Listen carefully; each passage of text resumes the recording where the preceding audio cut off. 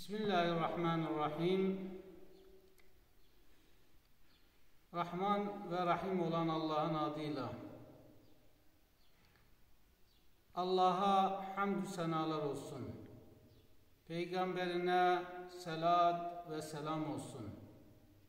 Değerli dostlar, sizlere Peygamber Efendimizin eshabından olan Ebu Derda'dan gelen bir rivayeti aktarmak istiyorum.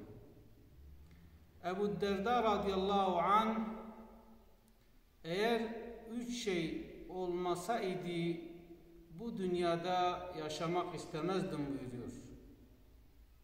Bunların birincisi, eğer secde olmasaydı ve eğer boynumu Allah için bükmemiş olsaydım bu dünyada yaşamak istemezdim. Değerli dostlar, namaz imaduddindir. Dinin direğidir.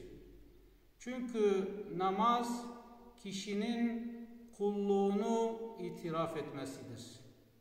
Yani ya Rabbi, ben sana boyun eğiyorum, sana rükuda bulunuyorum, sana secde ediyorum ve senin benim Rabbim olduğunu ikrar ediyorum anlamına gelir.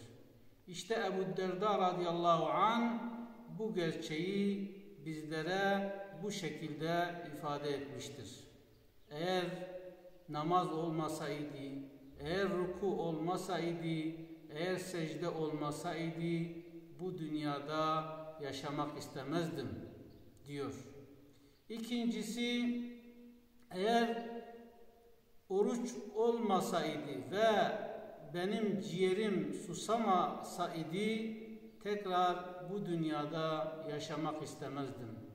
Çünkü insan hayvan ile melek arasında bir yerde duruyor değerli dostlar. Hayvanlar yer içer ama akledemez. Melekler akıllıdırlar ama yemezler, içmezler. Ramazan ayı ise bizleri o melek ile hayvan arasından çıkarır ve bizi melekler seviyesine yükseltir. Bizler de Ramazan ayında tabiri caizse melekleşiriz. Çünkü yemeği, içmeyi, cinsel ilişkiyi bırakır, kötü söz söylemeyi bırakır, adeta insan melekleşir.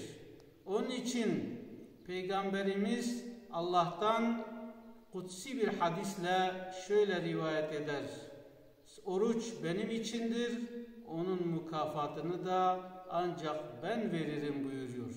Her ibadetin, her amelin bir karşılığı vardır ve karşılığı belirlenmiştir. Ama oruç Allah için tutulur ve yalnızca mükafatı Allah katındadır. Kıyamet gününde inşallah Reyyan kapısından oruç tutanlar hep birlikte cennetin Reyyan kapısından geçip cennete gireceğiz.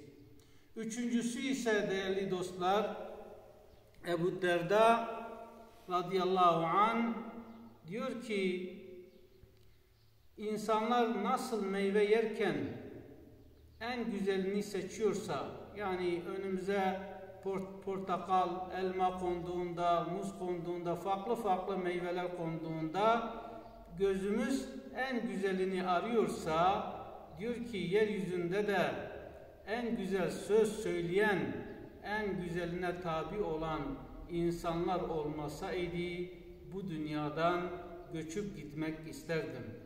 Onun için değerli dostlar, daima iyi insanları kendimize dost edinelim. وَكُونُوا مَعَ الصَّادِقِينَ Doğru insanlarla beraber olun. Peygamberimiz Aleyhisselam da kişi sevdiğiyle beraberdir. Bu dünyada eğer iyilerle dost olursak, dostlarla beraber, iyi dostlarla beraber olursak, kıyamet gününde onlarla birlikte inşallah onların gitmiş olduğu yere cennete gitmiş oluruz. Ama bu dünyada kötü arkadaşlar edinirsek, kötülerle beraber olursak, onlar da bizi Allah'tan uzaklaştıracağı için bizler de kıyamet gününde onların peşinden maazallah cehenneme gidebiliriz.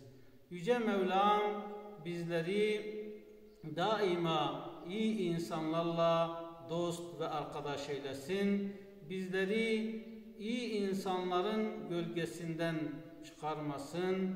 Yüce Mevlam Ramazan ayını hakkımızda hayır eylesin. Bizlere dünyada ve ahirette güzellikleri ihsan eylesin. Bizleri cehennem azabından korusun inşallah. Yüce Mevlam bizleri, anne babamızı ve bütün müminleri bağışlasın. Ve ahiru da'vana enilhamdülillahi rabbil alemin. El Fatiha.